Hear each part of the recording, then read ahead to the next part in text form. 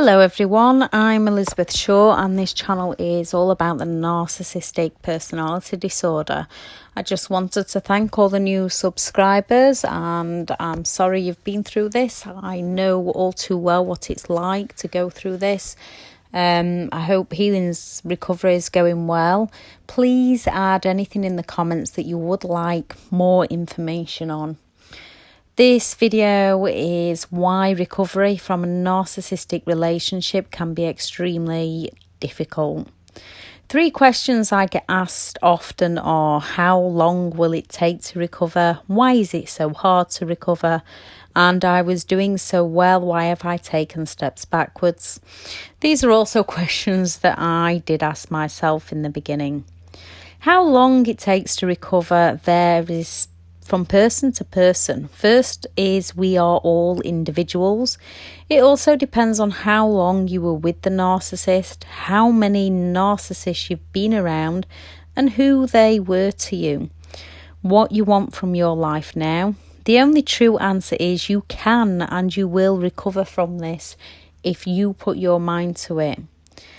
Taking steps backwards is okay and it's a part of life. Don't worry about those. I know it's easier said than done. Instead, focus on the steps you have taken forwards and how well you are doing. Life gets hard at times and we have bad moments, low moments, one of those days. It's learning to make those days less and less so that when situations do hit, you don't let it affect your entire day.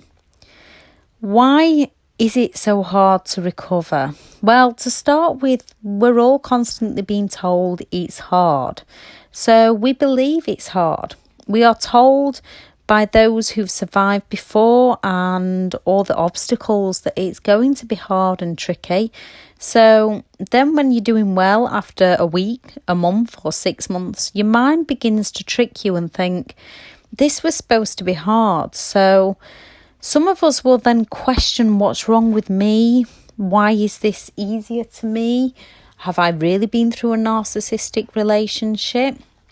And then we start looking for obstacles and it becomes hard again. Instead, focus on if you work on one moment at a time, if you look inwards to heal and recover step by step, it will become easier to recover. And remember that it will become easy. The more your mind hears it from you, the more your mind believes it and the more it'll help you make it easy. I'm not saying it is easy. I've gone through recovery myself. I'm saying focus on the fact it is. Don't miss steps out. Just keep looking at things you have healed from so far or where you'd like to be next year at this time. Focus on creating the thoughts in your mind that work for you and never against you. Most men and women who've experienced narcissistic relationships all share very similar experiences, similar emotions, similar confusing thoughts, especially until that fog begins to lift, and similar recovery steps. Even when you're out and you know that you want nothing more to do with them, the games they play or the court battles you face, they try to keep you trapped in that loop. And it's difficult at the time while you live in that loop to make it become easier for you, but you can do it. They still abuse you through vindictive games, court systems and smear campaigns. And when you feel angry or hurt or sometimes stupid, believing that they might be playing nice, when they were just setting up another devastating blow and you didn't see it coming, you will start to see them coming and know how to manage yourself and your own state of mind. You might question your own emotions and motives. They still have you doubting yourself, questioning you when it's not you or never was you. It's time to pass responsibility back to the rightful owner, the narcissist, and take a stand and a responsibility for learning the real reality of your own happiness. Remembering you are not stupid, and even the most intelligent and wisest of people get sucked into the world of a narcissistic people. When we haven't learned about something, we don't know what it is or what will happen. Life is all about learning. Most of us don't just pick up a book that very first time and just read it. We are taught by others, or some people teach themselves. Nobody is stupid if they cannot read. You're not stupid if you can't read. It just means that you haven't learned that particular skill set yet. Recovery from a narcissistic relationship is something on its own level of crazy making. Whilst you're trying to piece your own life back together, raise children, battle through divorce courts and custody battles, the narcissist tries to make it as hard and as ugly as they possibly can. Beginning to learn that you can control your actions, your reactions, and your emotions only. So situations don't affect you painfully in the long-lasting ways. There will be those moments. It's learning to do the task at hand that you need to do, then bring your focus and your mindset and your thoughts back into joy, back into happiness, and the things that you do have to be grateful for and the things that you're working on for the future. Your belief systems and values have been taken down and destroyed bit by bit. Everything you believed about human beings has been brought into question, and there are contradictions left deep within your mind. Loyalty, honesty, promises, the truth have all been denied to you on some of the most hurtful, manipulative levels by the most self-destructive people in the world. Learning what your beliefs and values were and adjusting them to what they need to be now. Beliefs and values are different from person to person. A few examples of beliefs are a belief that family is the most important, a belief that once married you stay together forever no matter what, a belief in religion, a belief in work-life balance, a belief in honesty is the best policy, a belief in loyalty, a belief in family values, a belief in respect and manners.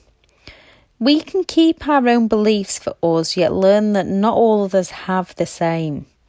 Examples of beliefs that will work for you: a belief that you can, and a belief that you will, a belief that dreams are possible if you put the work in to achieve them.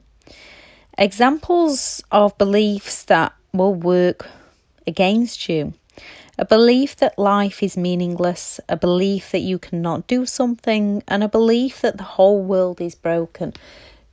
You might have met a few toxic people in your life. You might have met plenty of toxic people in your life. Doesn't make the whole world broken. There is lots of good people out there. A belief in an example of history was the Titanic, a belief that the Titanic was unsinkable. So people actually stayed on board and did not believe it would sink. Their belief led them not to get on those lifeboats. And not enough lifeboats were placed on because nobody believed it would sink. Everybody believed it was unsinkable. Examples of values: loyalties, commitment, passion, respect, courage, perseverance, open-mindedness, appreciation, generosity. Again, people have their own perceptions of values and they all vary, where one person will respect all others, another person will only respect a select few. Narcissistic people will only respect themselves, and another person will only respect once respect is earned. It's all about knowing you and staying true to who you are. Breakups in general are hard. Co-parenting can become difficult. Divorce can be tricky at the best of times with two good, caring, empathetic people. When one simply got no empathy for the other and they will keep using the games they play as they want to win at all costs, it's not a very pleasant thing to navigate yourself through. Most often isolated and left with little to no support. Recognising your emotional pull, your beliefs and your values, that you have the power to control how you handle difficult times, creating good connections with good people that have lived through similar and understand you to help you navigate your way through it. Breaking free from toxic family members is hard, especially if they were your parents. You've got strong ties from childhood. Your beliefs were created growing up around them, years of being gaslighted. You've been taught or trained to respect them, put their needs above your own, doubt yourself. You have to understand that people who put you down or hurt you, they have a problem within themselves. And if their company is harmful to your feelings, then they are not the person for you. You cannot fix all others' problems. You can only help people. If they are unwilling to accept help or see any wrongdoing in their own actions, it's time to walk away. It is hard to walk away, but life becomes easier once you make that decision to put yourself first and to help those who need help and who are willing to accept help, and don't try to destroy you in the process. You are basically in recovery from mental warfare. You have to reclaim your reality, your confidence, your own thoughts, learning to manage your emotions, as most are left full of negative emotions that hit. Learning who we truly are and what we are actually dealing with. Finding the lesson, which isn't always easy at the start. Changing the why is this happening to me to what is this teaching me. Learning to find the things that bring you joy and happiness, especially when outside situations try to cause you pain. When those light bulb moments hit one by one, you see all those red flags that you miss so clearly, yet it all sounds so unbelievable to start with. Only you've lived it, and you are not alone in what you've been through. You're left questioning why you didn't pay attention to those red flags and your instincts sooner. Mostly this is because you couldn't see them clearly, from your beliefs to their manipulation and daily reality being rewritten on you. You go through a stage of blaming yourself for everything. Your mind has been hijacked. Your mind has been manipulatively taken over, and you've been fed the blame game, blaming yourself for everything that went wrong within the relationship, blaming yourself for not being able to help them, blaming yourself for not seeing reality sooner, blaming yourself going through all the court process. You've got to remember, if a robber walks into a bank and steals the money, the cashier is not to blame. If someone hijacked a plane, the pilot and the passengers are not to blame. Pass the responsibility back to the rightful owner of the person who shouldn't have done that in the first place. Some of us can feel like a fool. Pride and ego can take a knock, and questions like, how did I not see it sooner? Why did I not leave sooner? How can people treat others this way? No one will believe me. Why was I so stupid? How could I have been fooled by them? You, if you're thinking any of these thoughts right now, are far, far, far from alone, and you can recover from them. You cannot see what you don't know. They manipulate you into a trance, and once you take a step away from them, you can start to lose that trance. The fog and the clouds start to lift, and you can start to see them for who they truly are. Because while you're living it, it's difficult enough to see what's happening. And then when you get out of it, you realise that nothing was what it seemed. It's like being hit by bullet after bullet, moment after moment, whilst you're trying to work out what happened to you. So many promises made, never kept. So many lies told, more secrets coming out. Realising they are not who you thought they were.